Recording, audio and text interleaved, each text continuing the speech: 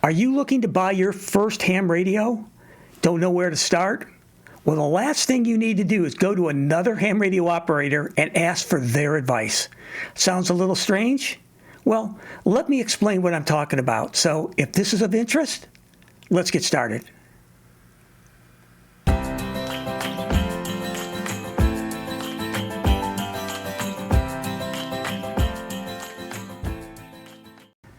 Hey, this is MJ, call sign KO4TWA, and welcome to another episode of Ham Radio Made Simple. Today I'm going to be going over buying your first UHF, VHF ham radio once you get your technician's class license. If you are liking these videos that I'm producing, please hit the like button as well as the subscribe button. Again, this is not for monetary benefit, but purely to move this up in the analytics within YouTube in order for others to find these videos easier. So today, I'm going to go over the 5 questions you have to answer before you ask anyone what type of radio they would recommend for you. I'm going to talk about what type of radios that are out there and where to buy these radios. Additional features and accessories that may or may not come with the radio. Talk about how you can take your HT, which stands for Handy Talkie, your HT portable radio, and how to leverage that radio and use it in your car, in your truck, in your camper, whatever. I'll also throw in my 2 cents on some of the better brands and models that you may want to consider buying, as well as wrap this up in a bullet point summary. So the very first question you have to answer is, why are you into ham radio to begin with? Why did you start to get into this? Is it purely as a hobby? Are you going to be a part-time hobby, or are you going to become a serious hammer that's out there? Is this part of your prepping strategy? And the reason this starts to make sense is if you look at it, for example, off-road activities, then you're going to want additional features that someone maybe in the hobby area doesn't. You're going to want APRS, GPS. We necessarily don't want that in a part-time hobby. So as you start to go through this, depending on what you're trying to do with this and why you're into it, it's going to determine on what type of radio you're looking for. It could be totally something else that's not even on this list. I'll give you a quick example. We did some testing of some students at a local college that were getting their technician class license solely for the purpose of one of their class experiments that they're working on, their science projects, of a solar car and staying in communication with the driver. That's all they were using it for. So obviously they're going to need a different type of radio than someone doing, for example, maybe just in a part-time hobby. The second question is, what is your budget? Are you looking at less than $100, which is basically a replacement radio? It's something just to get you started. If you like it or you invest more into it, you'll spend more money. But typically, that's out there, you're looking for long-term between $200 and $300, more toward the $300 is what you're looking for a long-term radio. What I mean by long-term is something you probably keep the rest of your ham radio career. Once you start getting to about $400, you're talking about some serious people that are into ham radio. You're also going to find some people that have, just for some reason, can't stop buying ham radio equipment and always have to have the latest and the best. Usually, money's not an issue for those people, or they're leveraged to the hilt with their credit cards. I don't know. The third question is, what type of radio? You're going to do a handheld radio, which is the most common first radio purchase. Some people will go right for the mobile, something that they're going to put in their truck, their car, or their RV. Typically, that's your second purchase, not your first. So today I'm just going to focus on the handheld radios. You can also look for something that's a base station radio, which is typically your mobile unit, then is brought into the house and used as a base station radio. However, you have to invest in a power source as well as a different type of antenna, usually one that's mounted to the top of the house or on a pole or whatever. So when you move in the base station, it's a lot bigger investment. So typically, that's not what you're starting with. Dual purpose. This is a good choice. Dual purpose is where you can take that radio and use it for both in the car or on the go or wherever you want to go. And I'll talk more about that in some slides and how you can leverage the HT to do that. The fourth question you need to ask is, what bands and mode do you want to use? For example, there are radios out there that just do single band. I would strongly not recommend that because typically your single bands are your 2 meters. And if you look at the repeaters probably closest to you, the majority of them are going to fall in the 70 centimeter, your 440s. So single band is probably not a wise move to do. Dual band, yep, that's what you want. That's the most common. So we already know you want to look for at least a dual band radio. Tri-band, well, there's not as many of them that are out there, but if you get it, you know what? That's a bonus. You definitely want to at least have analog, which is the most common radios that are out there. But if you can afford it, you can get a DMR radio. And I'll talk more about DMR in a little bit. But essentially, any DMR radio will have analog capabilities on it. But not all analog radios have DMR capabilities. You're going to pay more for the DMR. And I think that's the best choice if you can afford it. But again, you have to ask the final question. What type of repeaters are near you? If you're doing analog, there's most likely an analog repeater near you, and most likely a 440 or 70 centimeter repeaters, but also the 2 meters. So this is the most common that you're going to be finding nearest you. DMR, not as common. And again, within DMR, DMR can be multiple flavors. Just think of DMR as ice cream. Digital voice is ice cream, and you have different flavors. You have, for example, the open source DMR. You have the D-Star from ICOM flavor, which let's say is chocolate. And Fusion Yaesu would be strawberry. So DMR is typically the vanilla. It's open source. It works with multiple radios. But D-Star, you have to use a D-Star radio. If you want to do Fusion, you have to use a Fusion radio to do it. And there are some repeaters out there that actually operate multi-platforms, but if you find one of those near you, you won the lottery. So additional factors to consider. How easy is it to program manually that radio? I've run into so many ham radio people that just got their license, and they look at their radio, and they don't know how to use it because it's too complicated. And the worst thing was someone helped, did the programming for them, handed them the radio, didn't show them how to do it. Biggest mistake. So also determine if there's any software required to program the radio. Typically in analog, not really. However, there are tools within, for example, the D-Star system that can allow you to download off of dstarinfo.com and upload all the repeaters into your radio. Not all brands do that. So again, these are the little things when you're buying your radio that made you say, listen, I'm going to pay more, but it's easier to use, easier to upload the information. So you want to look into that. I did a video on repeater basics for analog recently. The link will be in the description below. And I'll go over a lot of stuff about programming your analog radios.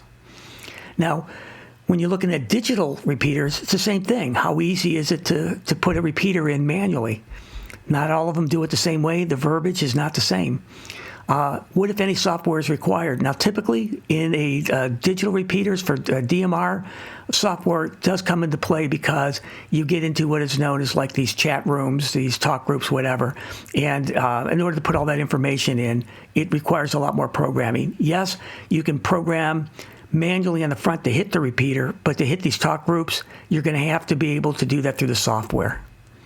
So again, remember DMR, it comes in multiple flavors, vanilla, chocolate, and strawberry. I did a video that covered all of this. So again, the link is down below. It explains how digital repeaters work and how to program these digital repeaters into your phone. So one of the most important things on this slide you walk away with are how many YouTube instruction videos are available for your particular model and brand that you're using. If there's hardly any, I'd avoid it. If there's a lot of them, because this is going to be your source of information where you're going to learn how to program your radio, unless you absolutely have a great friend who loves their radio and is going to show you how to use it. If that's the case, then it's great, but that's not the case for me or most of us. So you're going to have to go to YouTube and learn how to do it. Now, additional features that are going to cost you extra money. GPS is not standard if you wanted to be able to do that. APRS, which is basically a way of tracking where you are at all times. And you can do some messaging through that. That's typically going to be found for people doing off-road stuff. They want the GPS, they want the APRS. Bluetooth may or may not come with it. Typically, it's the higher-end radios that are going to find it. Certain radios are built for like more the sport mode. They have more water resistant. I don't think anything's really waterproof, but water resistant type of technology built into it. Additional batteries, chargers, and cables. You're going to have to pay extra for some of those. Others actually come into a bundle, which you will pay extra for those on top of it. And this is like a cradle charger. I strongly recommend you get it. It's just you drop your HT into the cradle. It charges automatically. You pick it up and off you go. And in this particular one, you can see you can actually even do it in your car because it's also made for a DC. Some of them actually just strictly a plug into the AC, or it's going to be a plug into your car. So nice features, and find out what comes with it. Now, memory storage, you're going to pay more for memory storage when you're getting into the DMR radios. For example, like on the Anytone radio, the one I have is 200,000 digital ID phone book. The newer ones are pushing as 500,000 digital ID phone books. So anytime you get into digital, you have to have each person gets assigned a digital ID. You get one, you have to apply for it, that's yours. So that's your phone book number, basically. Well, I don't need 500,000, quite frankly. I don't need to know who's in, for example, in Portugal, in Spain, in Japan, in Brazil. I'm not going to be calling them, So at 200,000, much lower, works for me because I can filter that out and just put in the United States people if I wanted to. But again, I don't need to have the whole world phone book into it, but you'll pay more for that. Now, on your top-tier radios, Kenwood used to be one of the best radios out there for the HT. They quit manufacturing it. And that model, that THD74A, no longer available for the last few years. It was selling around $600, $650, I think, before they discontinued it. If you go on eBay today, it's over $1,000, and that's used. So they only have one brand today. It's a single band, $170. Stay away from it. It's 2 meter. You want a dual band. ICOM, can't go wrong with ICOM. Great company, great products, but they only have 2 available products that they're manufacturing today. You may see some older models that are out there, but they basically discontinued them. So again, that's what you want to look at. Is it still being supported? The one model, the intro model, is about $180. The model that you see here, which is everything that's on it, can even make your dinner for you. It's about $650.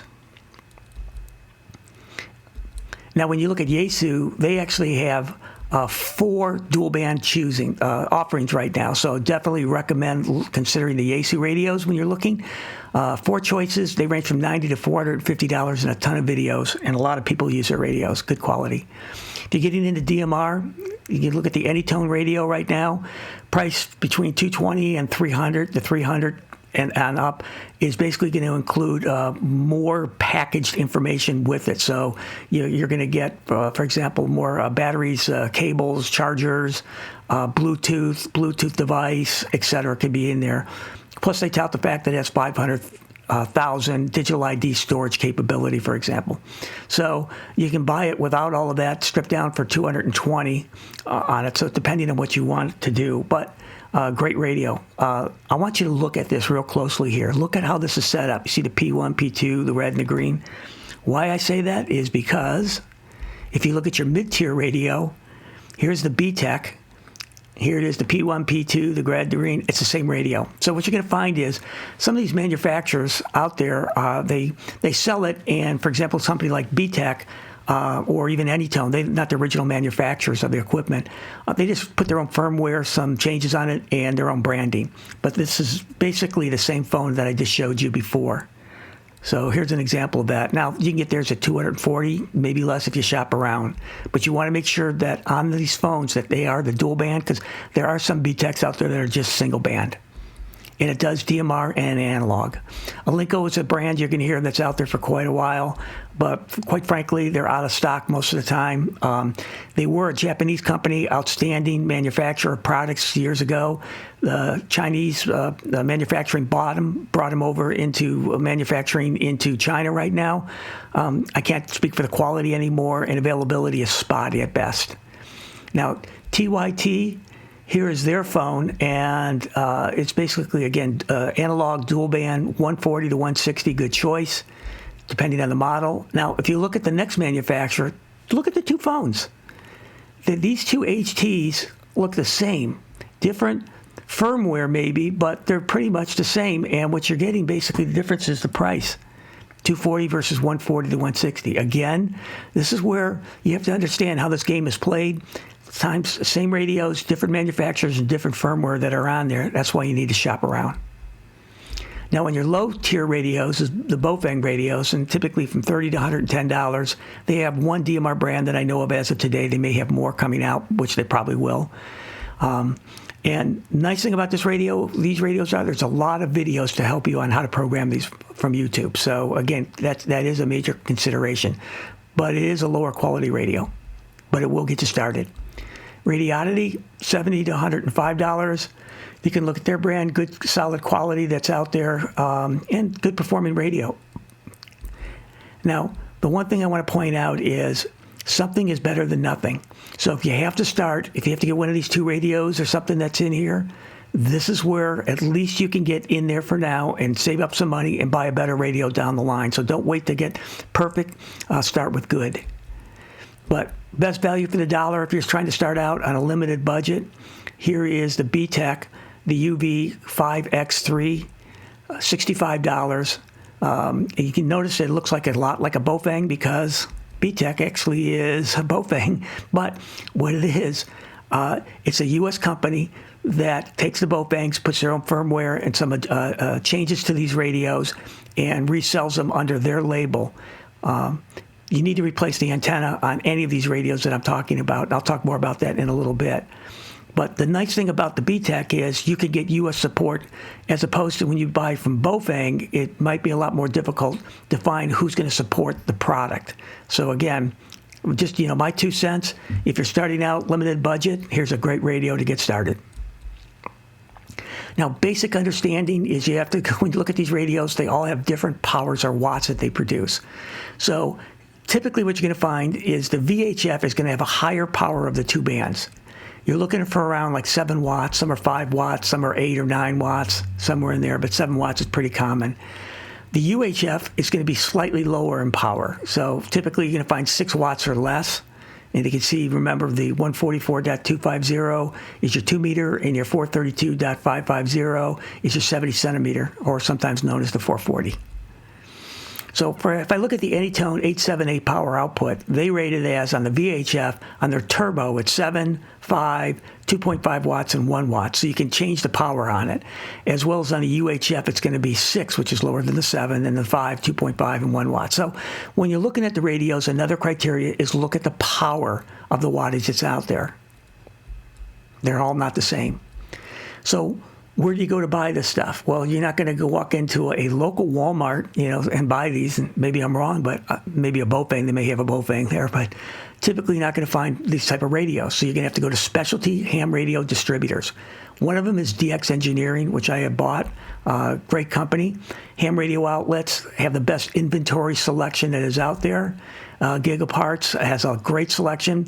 And here's the way that a lot of this works is, there'll be radios that Gigaparts will sell that Ham Radio or DX Engineering doesn't sell, or Ham Radio Outlet will have radios that neither of these two vendors that will sell. So that's why you have to ping each of these different ones and find out who actually carries what radios, if they have a sale going on, and what's the pricing. So this is option 1. I'll get into option 2 here in just a second.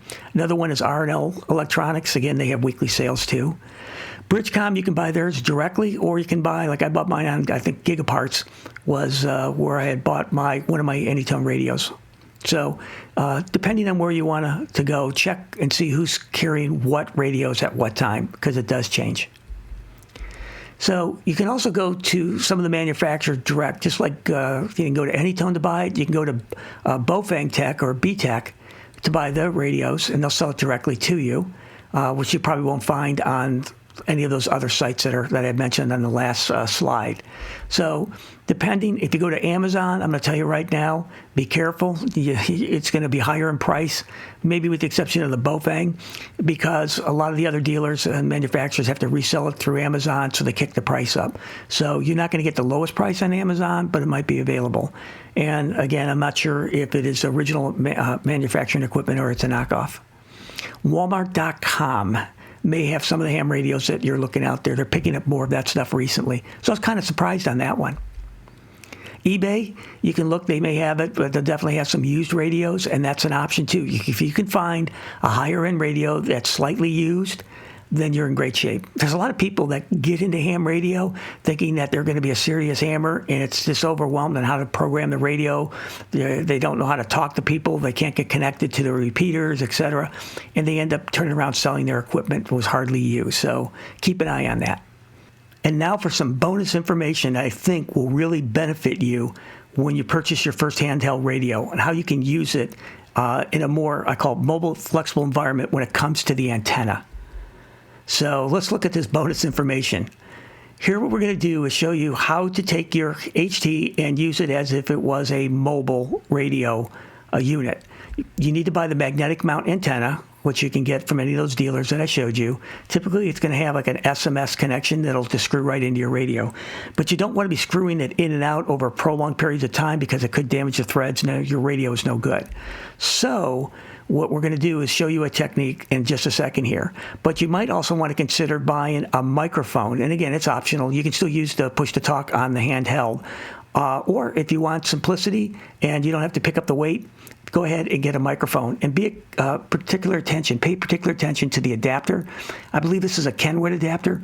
It works with the Anytone radios, the BTEC, and the Bofang.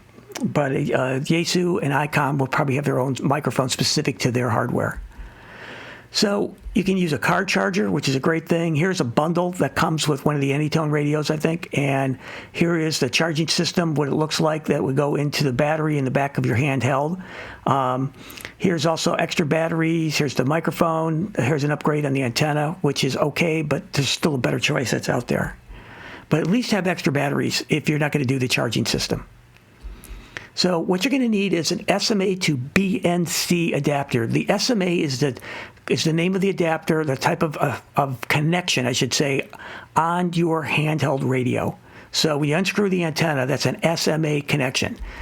So when you look at a BNC adapters, it can look like this. There happens to be a barrel, and here's two other ones. Like on my radio, this is the one I have to use to connect my antennas, and I'll show you in just a second here. So you could also use jumpers instead of just a direct connect. So jumpers could look something like this. They could have like an SMA connector here. They could have the BNC on the one side or double BNC connectors or various combinations of these type of ones. But sometimes it's easier to use that than a longer cord going right into it. So this is how my system looks like. On my Anytone radio, I use the SMA female to BNC female adapter right here. And then I use the SMA male to the BNC female adapter right here. That just screws on to my antenna. And essentially, it just connects quickly. But I can also use jumper cables now on this. So I can take, for example, I put a connector that has a BNC over here from my mag mount antenna, and it just clicks right on. See, it just slides and clicks on real quickly, real easily onto my radio, so I can take it on and off without any issues whatsoever of damaging my radio, and it makes it fast and easy to use. You're going to hear me say this over and over again in a lot of my videos, is replace your antenna. That's average to poor at best. Best company that I found out there, and again, I get no compensation from them, is a company called Signal Stuff, and they have a super elastic signal stick, and they actually can come with a BNC connector already built into it. They also sell the other connectors as well. So great low price at the time, at least at the time of this recording. Who knows with inflation here? It works on a dual band. The downside is it's a 19-inch long antenna. However, the upside is that you're going to hit repeaters that you couldn't before, especially if you're trying to communicate inside your house, as long as you're fairly near a window. So also match your antenna adapter. So that one would fit on my radio that I showed. Add the BNC Quick Connect. You can look here. They have some of them that already have the right connections on the end. So you can look at here, mix and match, make sure you get the right connections and set up for yours. Again, every radio is going to be a little bit different, and every antenna connection is a little bit different. Now, quick summary here. You have to answer those 5 questions before you go off asking another ham radio operator what they would recommend for your first radio. Because if you're doing something that requires GPS, APRS, for example, they're going to give you a radio that doesn't have that. They don't know. Typically, what I find that's out there is most people in life, when you ask for something, will not ask 3 or 4 probing questions to get a better understanding of the context of where you're coming from. They just go ahead and give you information. So this is what you're trying to do, is eliminate that, I call it spaghetti bowl of information, and you really want to get this down laser focused so you can turn around and say, listen, I'm looking for my first radio, ham radio, handheld, to be able to use in a hiking environment.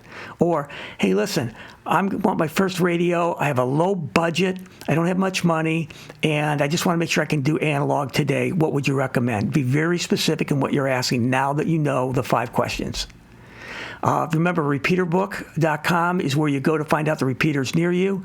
I'll put a link below of also one of my videos that I talked and describe how to use RepeaterBook and what best practices are. You're going to want to look for the analog repeaters and find out what the DMR, the digital repeaters, and what flavors they have around you. Do your research, pricing. I've looked around, for example, I've got one radio, because it had different branding and different firmware, was about $60 cheaper than the name brand that was out there today. Same radio. It was just branded differently. So again, price, shop around, know your radios. Look for the ease of programming, because that's going to be important. Make sure that there is, if there's computer software, which one is it that you have to use? And again, is there instructions on how to program the software? Ask others what they think about specific HT radios that you selected. Get not just one opinion, get several. If you hear a commonality, then you're on to something. Again, antenna. It's like real estate. Location. And your antenna will help improve your poor location. What accessories come or does not come with your handheld radios? Are you going to get nickel and dime to death on getting an extra battery, getting the connector cables, getting the chargers, etc.? So final thoughts on this. Understand this. These are the things the list must have when you're buying a radio. Must be dual band. Must be analog. Must be at least 5 watts of power. You must replace that antenna. You must be able to have access to YouTube instruction videos for that make and model. And you have to know what repeaters are near you. So do not buy a DMR radio that doesn't have a DMR repeater near you that matches your radio. Nice to have. DMR capable. If you can get that up front now, great. You just basically future-proofed your investment. You don't have to buy 2 radios down the road. Look for the software for programming. Some are easier than others to use. You really want to get a radio that's 7 watts of power or more. I mean, you can have 5 to start with. That's a way to get started. But 7, I would recommend strongly, nice to have. Additional battery, definitely nice to have. A belt clip to put on your belt. And GPS, and that's something that's nice to have, be able to put in there, especially as you go up in radio class. It offers some extreme advantages. Coming next on some of my videos are going to be short. How to make your first call. A lot of people have mic fright. They don't know what to say. What are the protocols? I'll walk you all through that, and how you can get onto a net and be able to sound like you're a seasoned pro. I'll show you and walk you through a vanity call sign change. I'm trying to change mine before the fees went in here. And if it went through, I basically documented how I did this. So I'll be able to share that with you. And I'll get into the myths of ham radio in prepping. A lot of people think you just buy, my Bofang radio and I'm set for when all hell breaks loose. Well, that's so far from the truth. And I'll break that down and talk about what are best practices if you're looking at ham radio for prepping. So this is MJ K04TWA with Ham Radio Made Simple, asking that you would hit the like button, begging you hit the subscribe button, again, not for money, but purely for others like you to find us. So if you can do that, I greatly appreciate it. Again, this is MJ K04TWA, thanking you, and out.